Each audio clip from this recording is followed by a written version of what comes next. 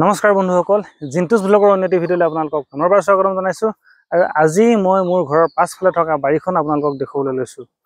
মোৰ ঘৰৰ বাৰীখনত মই অলপমান বিলাহী খেতি কৰিছোঁ। অলপমান বুলিয়ে কৈছোঁ, প্ৰায় মাটি আধা বিঘামান আৰু গছৰ সংখ্যা আছে প্ৰায় 1000। আৰু প্ৰতিজোপা গছতে এনেকুৱাকৈ খুঁটি মাৰি দিছোঁ। সেইটো কাৰণে আচলতে হিচাপটো ভালকৈ মনত আছে, মানে প্ৰায় 1000 বুলি। আৰু এই খেতিটো কৰিবৰ কাৰণে মই কেনেকৈ অনুপ্ৰেৰণা পালোঁ বা কিয়নো মই আজি মোৰ এই ঘৰৰ অলপমান খেতিকে আপোনালোকক দেখুৱাবলৈ লৈছোঁ, সকলো কম। লাভ হৈছেনে নাই গোটেইবিলাক, গতিকে সকলোবিলাক জানিবৰ কাৰণে আপোনালোকে ভিডিঅ'টো শেষলৈকে চাওক, তেতিয়াহ'লেহে সকলোবিলাক গম পাব। মই সাধাৰণতে ভিডিঅ' বনাই ঘূৰি ফুৰোঁ, আৰু সেই ভিডিঅ' বনাই ঘূৰি ফুৰোঁতে মই এবাৰ বিলাহী খেতি কেনেকৈ কৰে তেনেকুৱা ভিডিঅ' বনাবলৈ গৈছিলোঁ। আৰু সেই ভিডিঅ'টো চাই লগৰ এজনে মোক কৈছিলে যে বেলেগৰ বাৰী কিমানো দেখুৱাই থাকিবি, নিজেও কিবা এটা কৰিব লাগে। আৰু সেই কথাটো ধৰি মেলি আজি মই এই বিলাহী বাৰীখন কৰিছোঁ। আৰু এই যিমানখিনি আপোনালোকক মই দেখুৱাই আছোঁ, গোটেইখিনি কাম কিন্তু মই অকলে কৰি আছোঁ। আৰু চাওক কেনেকুৱা ধৰণৰ উৎপাদন। অলপ দেৰি আগতে মই বিলাহী ছিঙি আছিলোঁ, কিমান ধুনীয়া বিলাহী হৈছে, আৰু গছবিলাকতো ইমান সুন্দৰকৈ পকি আছে। প্ৰথম কথা, এই যেতিয়া গছখিনি ৰুইছিলোঁ নহয়, তেতিয়াই মই এটা ভুল কৰি পেলাইছিলোঁ। মাটিখিনি আগতীয়াকৈ চাহ কৰিব লাগিছিলে, মই ভালকৈ আগতীয়াকৈ চাহ নকৰিলোঁ। তাৰমানে মই গুটি আনি পচালোঁ, গুটি আনি পচোৱাৰ পাছত পুলি যেতিয়া ডাঙৰ হ'ল নহয়, তাৰ পাছতহে মই হাল বাবলৈ আৰম্ভ কৰিলোঁ। গতিকে মাটিখিনি ভালকৈ চাহ নোহোৱাৰ কাৰণে বনৰ পৰিমাণটো বাঢ়িলে, আৰু বহুত কিবা কিবি অসুবিধা, আৰু গছখিনিও বৰ ভালকৈ লহপহকৈ তেনেকৈ নাবাঢ়িলে, তেনেকুৱা ধৰণৰ বহুত কিবা কিবি হয়। গতিকে প্ৰথমতে কথা হ'ল কি, মাটিটো ভালকৈ চাহ কৰি ল'ব লাগে, যিটো মই নকৰিলোঁ। আপোনালোকে সেইটো ভুলটো নকৰিব। আৰু দ্বিতীয় কথাখিনি হ'ল কি, যেতিয়া মই পুলি ৰুইছিলোঁ নহয়, যদিহে ইয়াত মই যদি মালচিং চিট যদি দিব পৰা হ'লে নহয়, তেতিয়াহ'লে বনৰ পৰিমাণটো কমিলেহেঁতেন। যিহেতুকে মই বৰ বেছি এই বাৰীখনত দিব নোৱাৰোঁ সময়, ৰাতিপুৱা 2-3 ঘণ্টা সময় দিব পাৰোঁ, আৰু আবেলি কেতিয়াবা দিওঁ, কেতিয়াবা নিদিওঁ। দেওবাৰ দিনটোত যিহেতুকে মই বন্ধ লওঁ, গতিকে দেওবাৰ দিনটোত মই ইয়াত সোমাই মেলি গুৰি নিৰণি কৰাৰ পৰা আৰম্ভ কৰি যিমানখিনি ভিটামিন স্প্ৰে কৰোঁ, দৰৱ ইনচেক্টিচাইড, পেষ্টিচাইড যিমানখিনি কৰোঁ, গোটেইখিনি দেওবাৰ দিনত বা বন্ধৰ দিনত তেনেকুৱাকৈ কৰোঁ। মই যেতিয়া এই বিলাহী খেতি কৰিবলৈ আৰম্ভ কৰিছিলোঁ নহয়, আমাৰ আশে পাশে যিমানবিলাক বিলাহী খেতি কৰা মানুহ আছে, তেখেতসকলৰ বাৰীত অলৰেডি বিলাহী ডাঙৰ ডাঙৰ হৈ গৈছিলে। আৰু সেইবিলাক চাইহে আচলতে মই এইখিনি কৰিবলৈ যিহেতু লৈছোঁ, গতিকে আশা কৰিব পাৰিছে মই আৰম্ভ কৰা দেৰি হ'ল। আৰু দেৰি হোৱাৰ কাৰণে মোৰ বহুতখিনি অসুবিধা। মই যি এষ্টিমেট কৰিছিলোঁ নহয়, প্ৰায় 1000 গছ, আৰু এজোপা গছৰ পৰা মই 2 কেজিকৈ আশা কৰিছিলোঁ। আৰু যিহেতুকে মই দেৰিকৈ লগাইছোঁ, গতিকে দামটো নিশ্চয়কৈ কমিব। গতিকে মই 1 কেজিত 10 টকাকৈ আশা কৰি লগাইছিলোঁ। আৰু সেইটো হিচাপত যদি চাবলৈ যাওঁ নহয়, মই 90% মোৰ পৰিকল্পনা মোৰ ছাকচেছ হৈছে। 10% ছাকচেছ হোৱা নাই। সেইটো কি কাৰণে মই ক'ম আপোনালোকক। 90% ছাকচেছ এইটো কাৰণে ক'লোঁ, মই এজোপা গছৰ পৰা যিহেতু 2 কেজি 10 টকা দামত এষ্টিমেট কৰিছিলোঁ, সেইটো হিচাপত এজোপা গছৰ পৰা মই 4 কেজি 5 কেজি বুটলিবলৈ পাৰিছোঁ। আৰু দামটো যিটো মতে মই ভাবিছিলোঁ, দামটো সেইমতে মই 20 টকাৰ পৰা বেচিবলৈ আৰম্ভ কৰিলোঁ। আৰু এতিয়া 10 টকা 8 টকা তেনেকুৱা হৈ আছে আজিৰ তাৰিখত। আৰু 10% ছাকচেছ নোহোৱা, পৰিকল্পনাটো ছাকচেছ নোহোৱা কাৰণটো এইটোৱেই, মই বৰষুণৰ কথাটো চিন্তা কৰিবলৈ পাহৰিলোঁ। যিহেতুকে এতিয়া মই যেতিয়া বিলাহী ছিঙি আছোঁ, ভৰ বিলাহী ছিঙি থকাৰ সময়ত বৰষুণ দিবলৈ আৰম্ভ কৰিলে। এতিয়া ফাগুন মাহ যিহেতু বৰষুণ দি আছে, আৰু বৰষুণ পৰাৰ লগে লগে নহয় বহুত কিবা কিবি বেমাৰ আহিছে, বিশেষকৈ ভেঁকুৰৰ বেমাৰ, লেট ব্লাইট, আৰ্লি ব্লাইট, কিবা কিবি নাম আছে এইবিলাকৰ। মই বৰ ভালকৈ নাজানো বেমাৰবিলাকৰ নাম, কিন্তু কলা কলা পৰি গৈছে বিলাহীবিলাক, গছবিলাক আৰু গুটিবিলাক সকলো। গতিকে যদিহে মই বৰষুণৰ দিশটোৰ প্ৰতি অলপ চকু দিয়া হ'লে নহয়, আগতীয়াকৈ যদি মই পৰিকল্পনা কৰা হ'লে, সেই 10% মোৰ ছাকচেছ হৈ গ'ল, তেতিয়া মোৰ 100% হৈ গ'লহেঁতেন। গতিকে আজি আপোনালোকক মোৰ এই অভিজ্ঞতাখিনিৰ বিষয়ে সেইটো কাৰণে ক'বলৈ লৈছোঁ। আৰু এটা কথা, মই যিহেতুকে বেলেগ কিবা কিবি কাম কৰি ঘূৰি ফুৰোঁ, গতিকে সময়টো বৰ বেছি দিব নোৱাৰোঁ। অসমীয়াত এটা জতুৱা ঠাঁচ আছে, পঢ়াই পঢ়ে ৰুৱে পাণ, এই তিনে নিশ্চিন্তে আন। যিয়ে পঢ়ে ছাত্ৰ, ই পঢ়াতে মনোযোগ দিব লাগে, পঢ়াই শিক্ষকতা কৰে, তেখেতৰ নিজৰ কামত মনোযোগ দিব লাগে। ৰুৱে পাণ পাণ ৰোৱা কামটো বুজাইছে, বিশেষকৈ খেতিয়কসকলক, যিয়ে খেতি কৰে। আচল কথাটো হ'ল কি, যিয়ে যি কাম কৰে ভালকৈ মনোযোগ দি কৰিব লাগে। মই যিহেতুকে পাৰ্ট টাইম হিচাপত কৰিলোঁ নহয়, মই সময় বিশেষ দিব নোৱাৰাৰ কাৰণে মোৰ বহুত কিবা কিবি অসুবিধা হ'ল।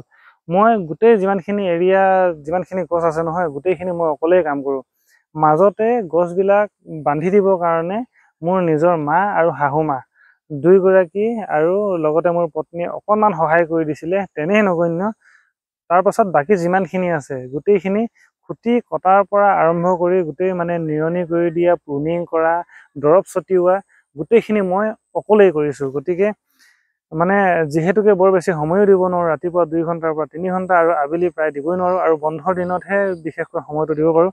গতিকে বহুখিনি কাম থাকি যায়, মানে থাকি যোৱাৰ কাৰণে কি হয় বহুতখিনি গছত মানে বেমাৰ লাগে বা কিবা কিবি হয়, ডালবিলাক পৰি যায়, ভাঙি যায়, তেনেকুৱা ধৰণৰ অসুবিধা হয়।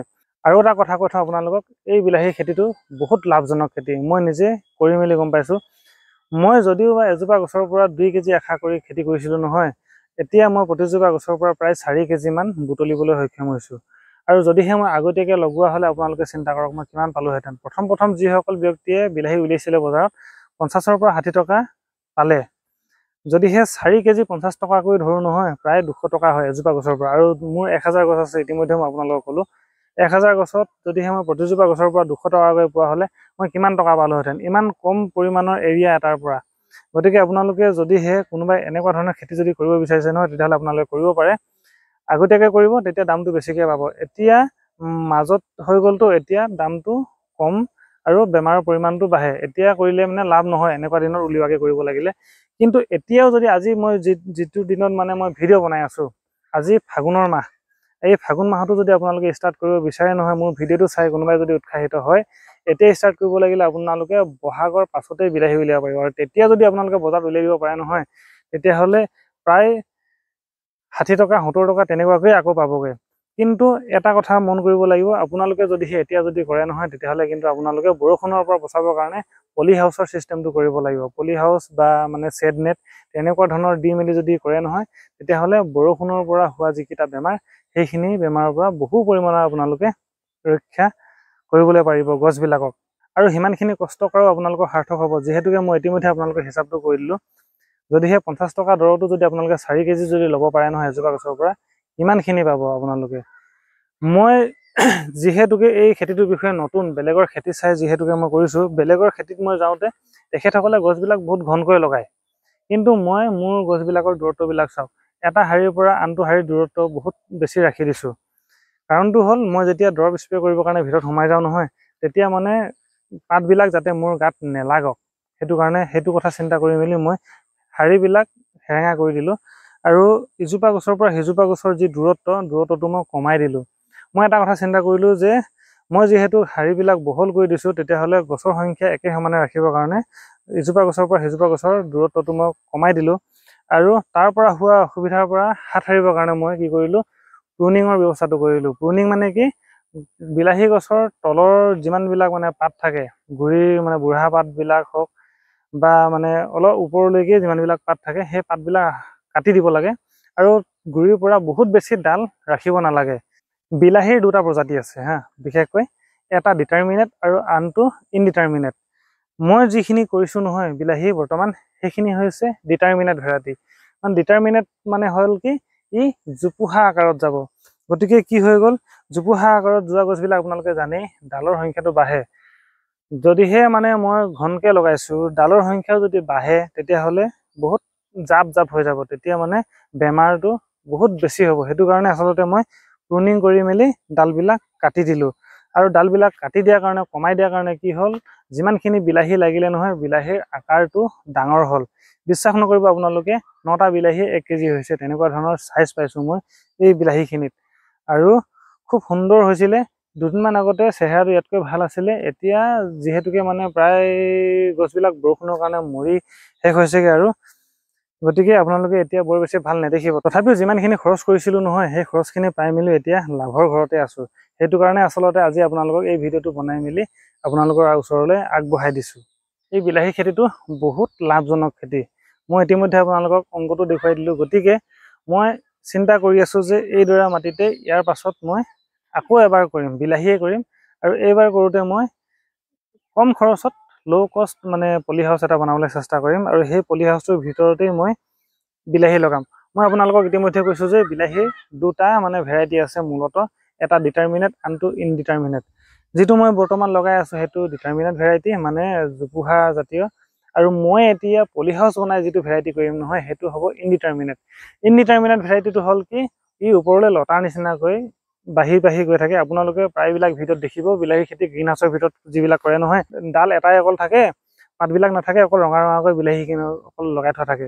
সেইবিলাক ভেৰাইটি হৈছে ইনডিটাৰমিনেট ভেৰাইটি। আৰু সেইবিলাক হৈছে কি, লতাৰ নিচিনাকৈ সিহঁতৰ ডালবিলাক কাটি দিয়া হয়, তলৰ গুৰিৰ পৰা ডাল পাত যিমানখিনি থাকে সেইবিলাক কাটি কাটি গৈ থাকিব, আৰু ওপৰৰ মানে 1 ফুট মানতহে সেইবিলাক ডাল আৰু পাতবিলাক থাকিবলৈ দিয়া হয়। আৰু সেইবিলাক ভেৰাইটি হৈছে ইনডিটাৰমিনেট, আৰু সেইবিলাক ভেৰাইটি আচলতে গ্ৰীণ হাউচত কৰে। আৰু এতিয়া মই যিখিনি কৰিম নহয়, মানে বহাগ বিহুৰ আশে পাশে ওলাব পৰাকৈ সেইখিনি ভেৰাইটি কৰিম ইনডিটাৰমিনেট ভেৰাইটি।